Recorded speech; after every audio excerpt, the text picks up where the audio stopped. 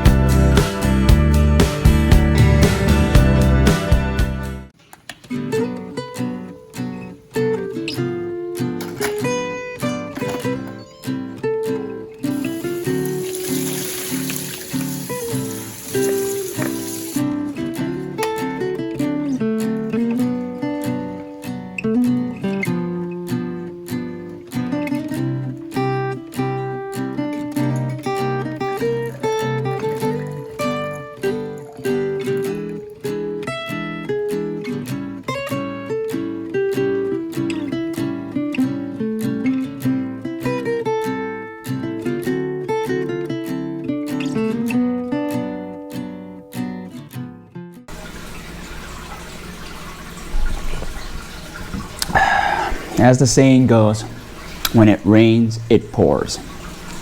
First of all, my brand new 3-month-old treadmill broke down in week 10. The running board of the treadmill cracked right down the middle, making it no longer operable.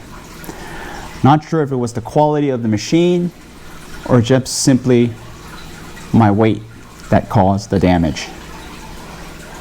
Nonetheless, the machine is no longer operable as of right now. Unfortunate too, because my treadmill was my main machine that helped me during my weight loss journey.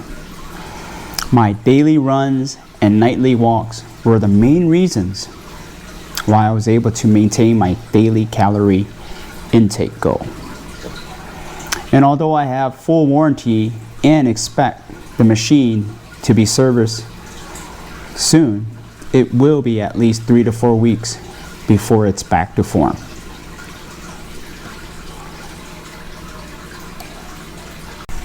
Oh man.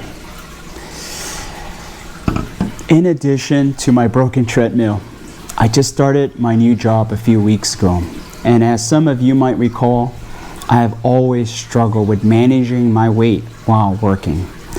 In fact, I gained a lot of weight to a point of obesity because of, number one, my lack of control, but also the fact that I had prioritized most of my attention to work and have forsaken my health as a result.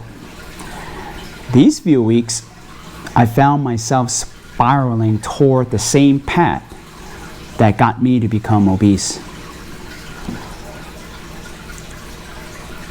With my machine out of commission and my desire to quickly ramp up at work and the holidays, I slowly reverted back to snacking and eating a bit unhealthy this week.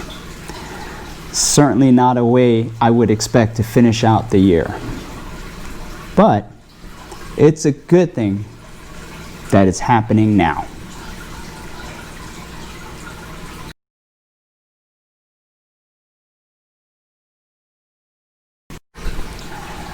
Number one, I'm super thankful for being back in the workforce.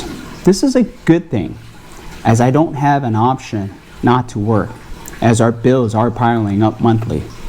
So, I must find a way to adapt my work schedule with my newly created weight loss regimen.